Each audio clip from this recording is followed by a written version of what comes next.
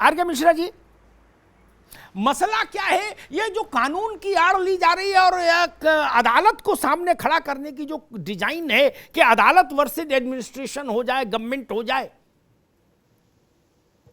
इसके पीछे क्या है भाई?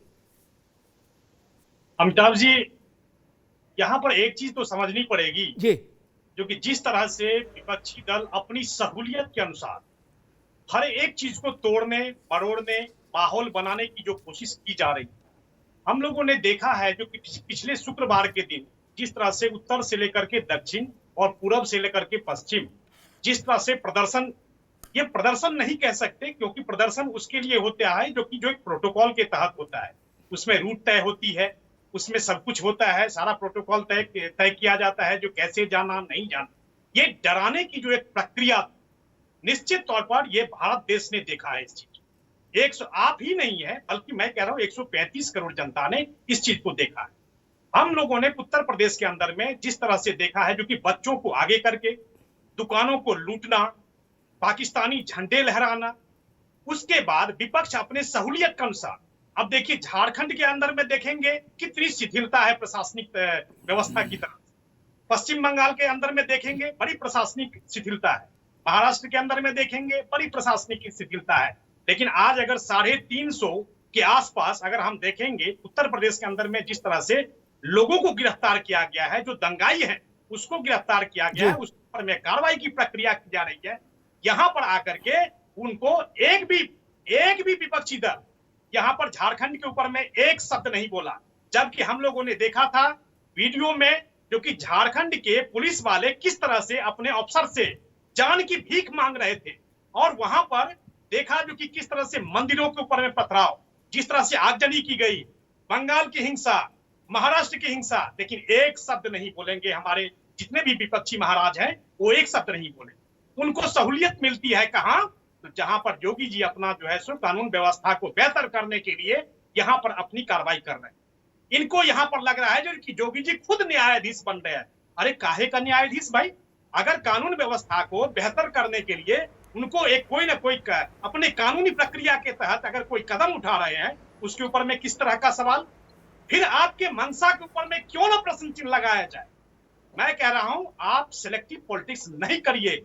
अगर आप सिलेक्टिव पॉलिटिक्स करेंगे तो कोई जरूरी नहीं जो 1947 उसके बाद भी देश का विभाजन होने से कोई नहीं रोक सकता है। मैं आपको बिल्कुल आपके चैनल के माध्यम से ये चीज कहना चाहता हूं और विपक्षियों से भी आग्रह करना चाहता हूं, आप लोग सिलेक्टिव नहीं होइए। जो दंगाई हैं वो चिन्हित करके उनको बिल्कुल अवॉइड करिए, उनको बिल्कुल सामाजिक बहिष्कार करिए। और जहां पर एक मंदिर के ऊपर में जब पत्थर होता है, आप देखेंगे जो कि जिस तरह से मंदिरों को गिराए जाने की प्रक्रिया होती है, आप देख रहे हैं जो कि 1 महीने से अंदर में जो विषय न्यायालय के अंदर में था, उस विषय को किस तरह से शिवलिंग को भगवान कहने के लिए, ठीक है मिश्रा जी, ठीक है जी। एक सवाल फिर मैं जैन साहब के पास आऊंगा, आशीष भाई से लेने का मन है कि एक नारा लगा, गुस्ताख नबी की एक सजा, सर तन से जुदा, सर तन से जुदा। ऐसा नारा लगाने का अधिकार तो न शासन को, न प्रशासन को, न जनता को, न किसी को। ठीक, ये राइट तो किसी को नहीं, फिर भी लगा ना, और लग रहा है। वो न्यायपालिका का मूल्य नहीं है, नहीं है। वो चीफ जस्टिस की मर्यादा खंडित नहीं हो रही उससे।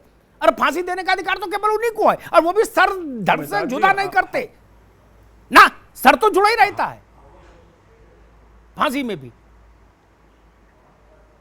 ये कोई मुगलिया सल्तनत है क्या कि अहमद शाह अब्दाली का मामला है?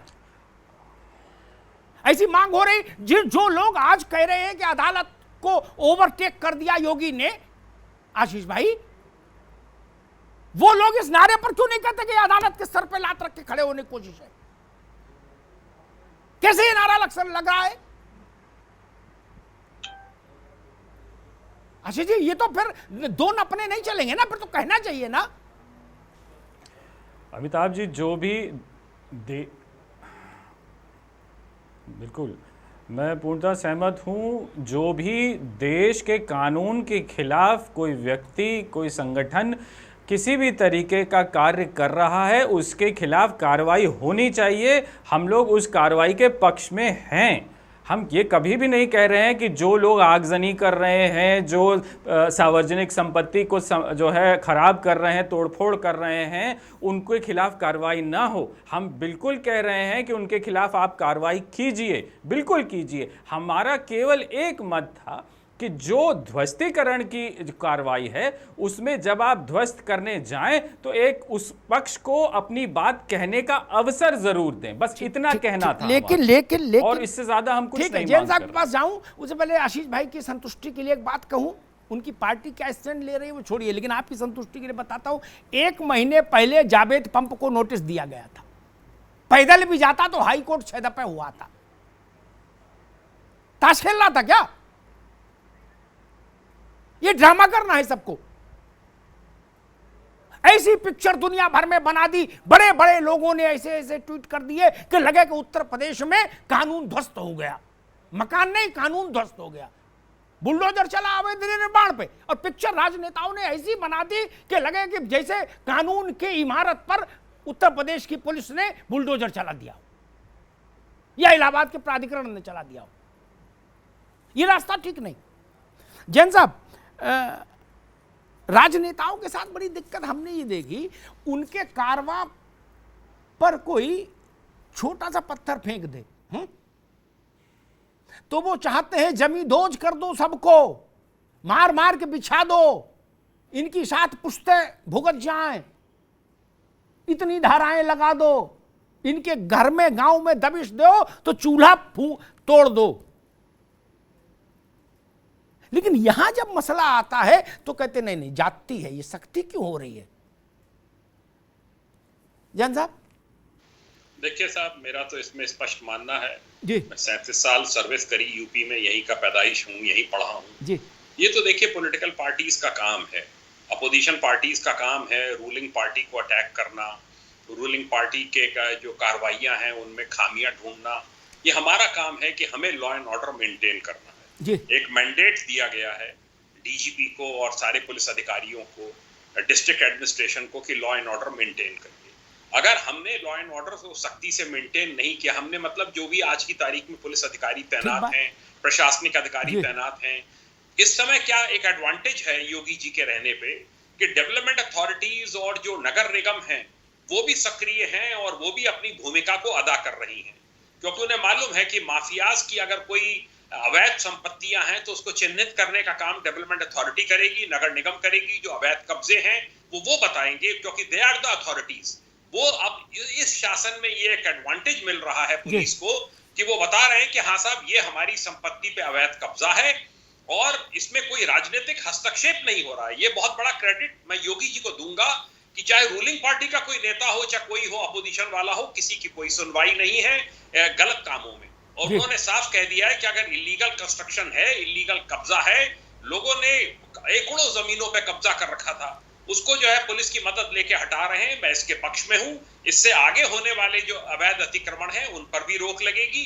और बहुत सी पब्लिक ऐसी है जो बड़ी त्रस्त बैठी है, वो एडमिनिस्ट्रेशन के पुलिस के एक्शंस को वॉच करती है बड़ा केयरफुली कि हाँ ये ड्रामेबाजी नहीं हो रही है, ये सही कार्रवाई हो रही है, वो भी आगे आएंगे। और योगी जी ने एक बात जो कही, मैं इससे बिल्कुल सहमत हूँ। किसी गरीब, हो सकता है किसी गरीब ने 2 गज जमीन ग्राम समाज की दबा ली हो, पर उसके लिए कह रखा है उन्होंने कि कतई बुलडोजर नहीं चलेगा। उनको आप समझाइए, उनको रेगुलराइज कर सकते हैं, उसको रेगुलराइज कीजिए, उनको परेशान मत कीजिए, किसी निर्दोष को छेड़िए मत और किसी दोषी को कोई बचने ना पाए। ये पॉलिटिकल पार्टीज का, स्पेशली रूलिंग पार्टी का भी हस्तक्षेप खत्म हो चुका है इस समय इन सब मामलों में। और निष्पक्ष कार्रवाइयां माफियाज के खिलाफ हो रही हैं, सबके खिलाफ हो रही हैं और ये लगातार जारी रहनी चाहिए। इसका बड़ा जबरदस्त इम्पैक्ट पड़ा है। और ये जो घटनाएं हुई हैं, अगर इनमें आज एक्शन ना लिया गया, ढुलमुल कार्रवाई हुई, तो पूरे प्रदेश को इसके लिए तैयार रहना होगा। हर फ्राइडे को ये होगा कि एक दहशत में रहेगा फोर्स और एडमिनिस्ट्रेशन की कब किस मस्जिद से निकल पड़े। और बहुत से मौलाना जो मैं देख रहा हूँ चैनल्स पे आते कहते साहब पुलिस की बड़ी ढील रही, मस्जिदों के बाहर ड्यूटी क्यों नहीं लगा के रखी।